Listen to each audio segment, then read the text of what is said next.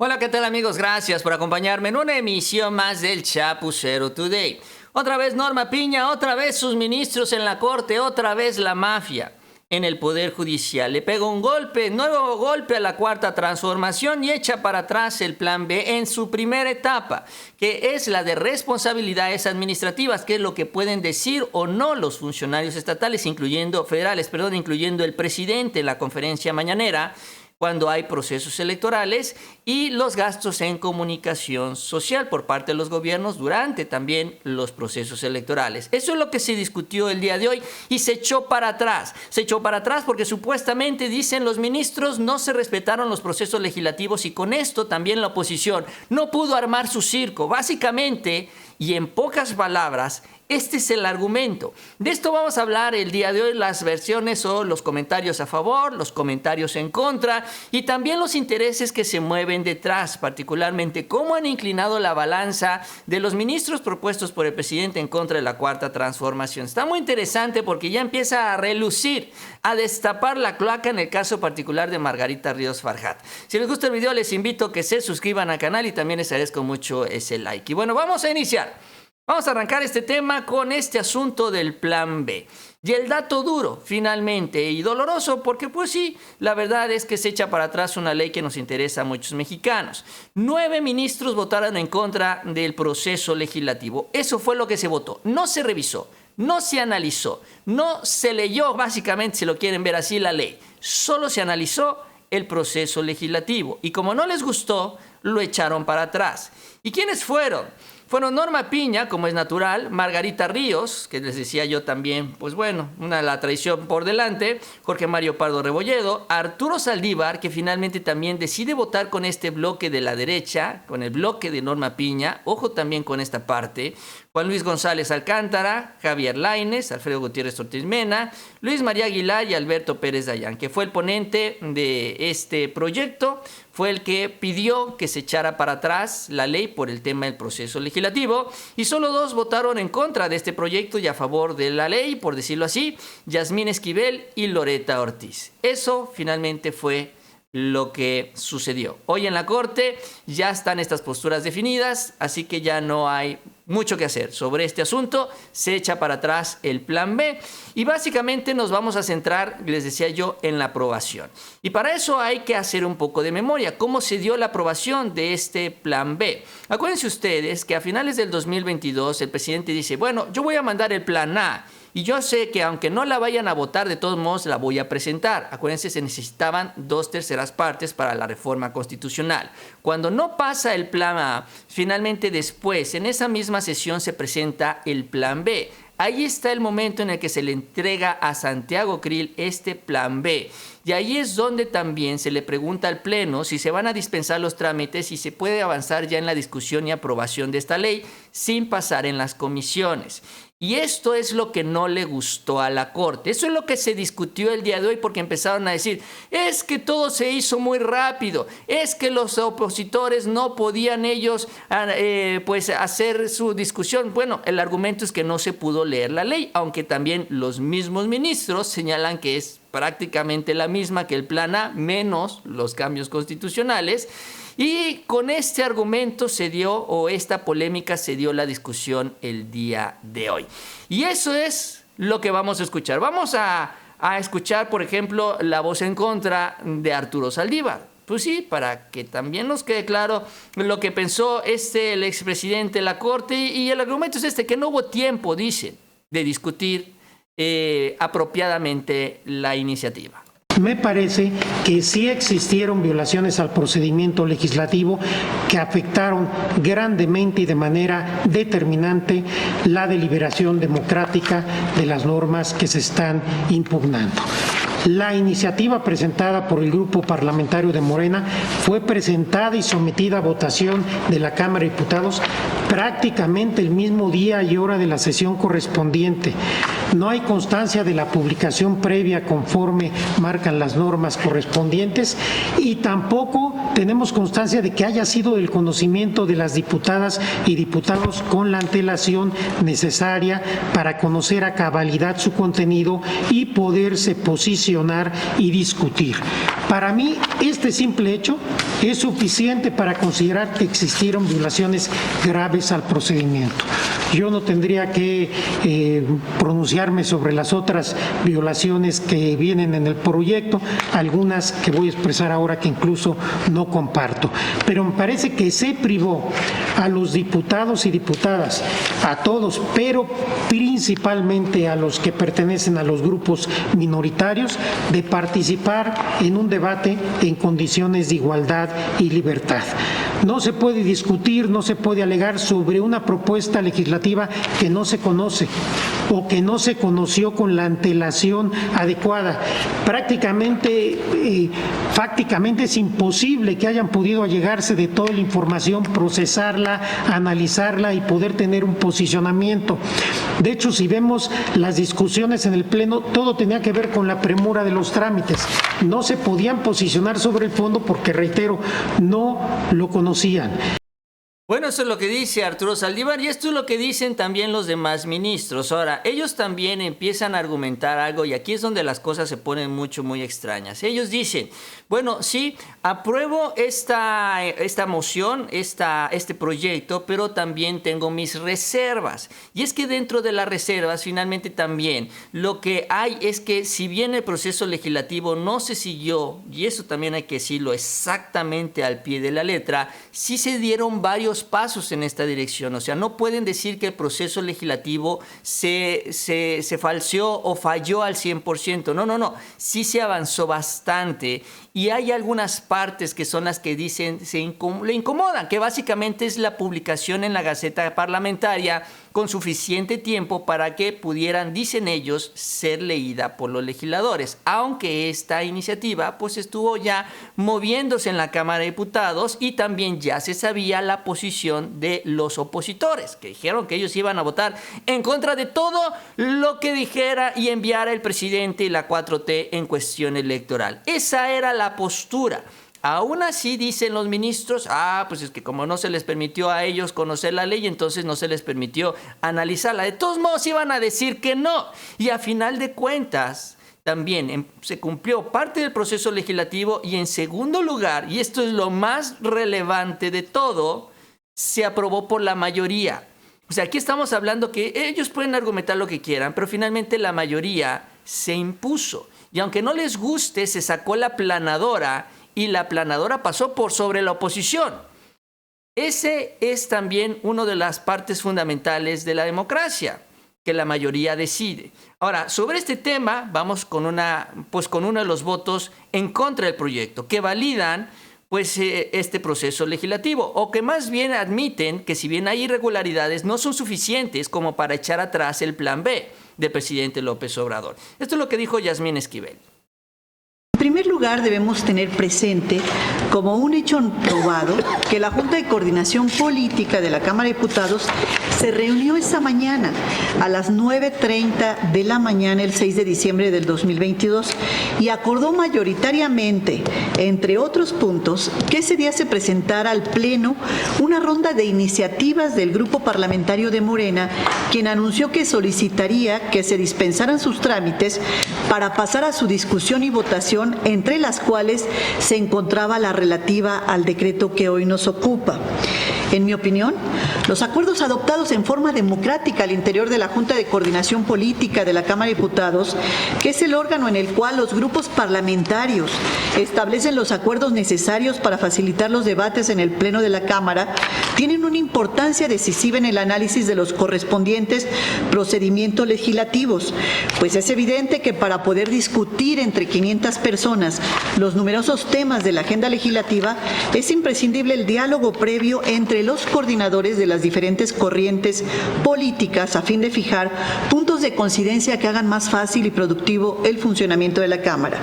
Asimismo, la mecánica de subir a la sesión plenaria asuntos de urgente y obvia resolución ha sido una práctica parlamentaria reiterada en nuestro país a lo largo de muchos años, prácticamente aceptada por todos los congresos estatales, ya sea con una votación calificada o bien, como acontece en el caso, sin que la normativa parlamentaria de la Cámara de Diputados exija requisitos de ninguna naturaleza, bastando que el asunto se califique como urgente y obvia resolución con el voto mayoritario, inclusive en la vía económica a mano alzada, diputada para su aprobación.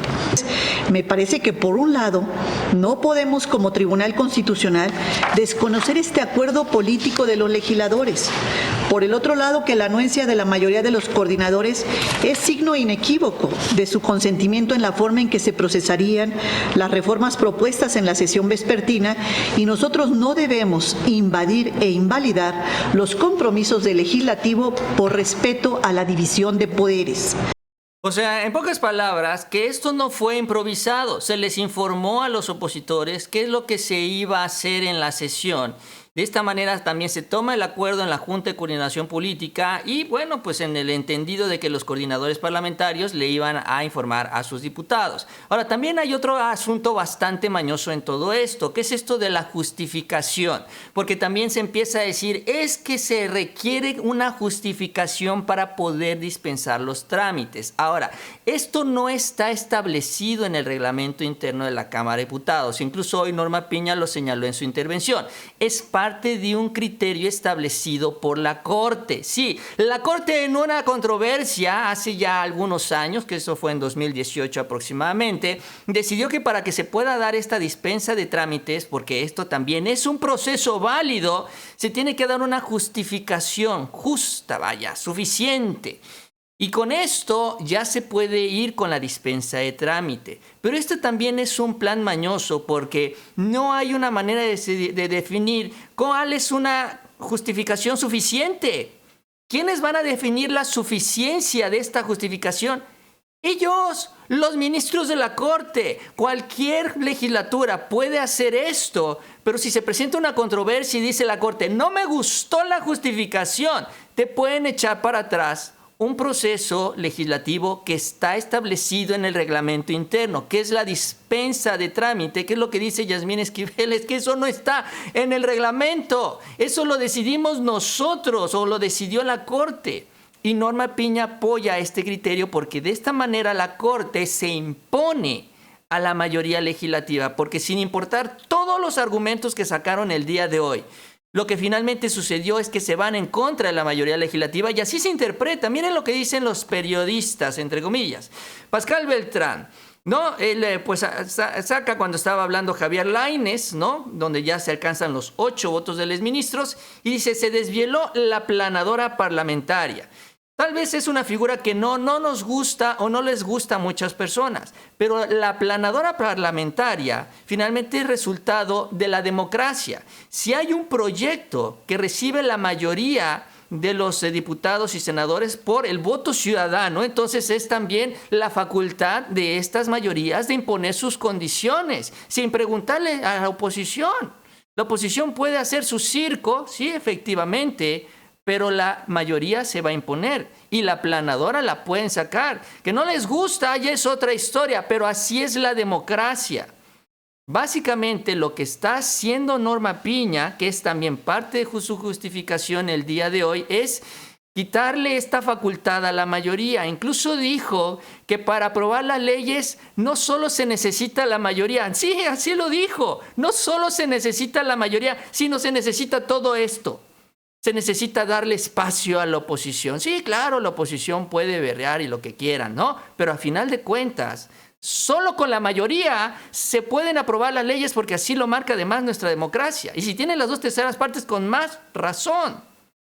Esto es lo que quiere hacer la Corte y por eso la presidencia, como ya se veía venir esto, pues señala que lo que busca la Corte es sustituir al Congreso. Al tratarse de un poder derivado, dice, sin legitimación popular, la Corte no debe restringir atribuciones al Poder Legislativo para regular el trámite de la elaboración de las normas, siempre y cuando sean resultado de la voluntad mayoritaria. Sí, porque la Corte, es que es increíble que Norma Piña salga a decir esto, que no, que la mayoría no es suficiente. Eso fue lo que dijo. De hacerlo violaría el proceso de división de poderes y el equilibrio que debe existir entre estos, que fue lo que finalmente sucedió. Además, el proyecto dice se omite examinar la dispensa de trámite, que es una atribución reglamentada de los legisladores que los faculta para someter un asunto a discusión y votación durante una sesión sin pasar por comisiones, que fue lo que finalmente sucedió. No quisieron entrar a esto porque ya ellos mañosamente ya le clavaron el diente al Poder Legislativo. Con esto de la causa justificada, repito, si a ellos no les gusta la causa, pueden echar para atrás cualquier dispensa de trámite. Y esto está ahí en el limbo. ¿Por qué? Porque depende del criterio de los personajes que estén ahí sentados en el tribunal, máximo tribunal de nuestro país. Y las justificaciones no faltaron. Margarita Ríos Farjat también, pues como ya tiene este tufo de traidora honestamente y pues sabe que esto va a generar mucha polémica, pues de alguna manera pues trató de justificar la decisión de ella y pues también hasta de la Corte. Esto fue lo que mencionó. No puedo dejar de observar el tiempo transcurrido y que se ha prorrogado y que en principio el poder que primero retoma ese pendiente no es el legislativo, sino el ejecutivo en su iniciativa. Es cierto que después un grupo parlamentario la hizo suya, pero el procedimiento legislativo afectó su deliberación en términos constitucionales. Entiendo que la iniciativa del Ejecutivo sigue su trámite normal en comisiones, de manera que probablemente pronto se logre cumplir con la sentencia dictada por la primera sala. Confío en que en un momento dado estas reformas sean deliberadas por el Legislativo, porque es mandato de la primera sala, y si se vuelve a pedir la intervención de la Corte, sean entonces revisadas en sus méritos constitucionales, como cualquier otra ley que emane del Congreso de la Unión, que es la sede deliberativa de la República. Esta Suprema Corte está para servir a la sociedad, haciendo cumplir la Constitución y las leyes que de ella emanen. En mi opinión, sus integrantes procuramos hacerlo dentro del marco que la propia Constitución nos impone, conforme a nuestro leal saber y entender y con alto espíritu de servicio.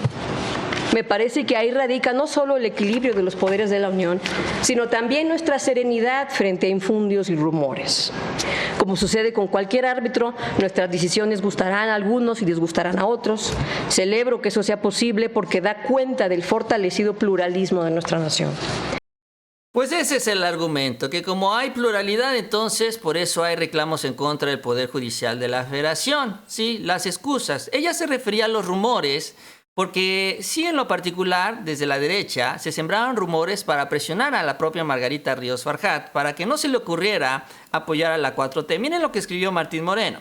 Empiezan a surgir rumores, en realidad mucho más que rumores, en el sentido de que Margarita Ríos, ministra de la Corte propuesta por AMLO, va a votar en contra de la ponencia de Pérez Dayán, o sea, a favor de la ley, con lo cual se contarían con 7 votos y una parte del plan B subsistiría. Menudo problema, es una barbaridad, todo apunta al desastre, sería una traición imperdonable. Traición yo no sé para quién, porque el presidente y la 4T, que es el que tiene el apoyo mayoritario de los ciudadanos, fue quien impulsó a Margarita Ríos Farjat a la Suprema Corte. Pero entonces empiezan con estos rumores ellos mismos para presionar a la ministra. Y es que también el día de hoy la propia ministra tiene sus propias situaciones y tiene sus propios reflectores. Hoy mismo también la Corte va a tomar una decisión en donde supuestamente van a decidir si se mantiene ella o no en otra serie de procesos, en donde tiene también pues intereses personales. Es increíble que ellos estén decidiendo también en casos en donde están sus cuates, sus amigos y sus familiares.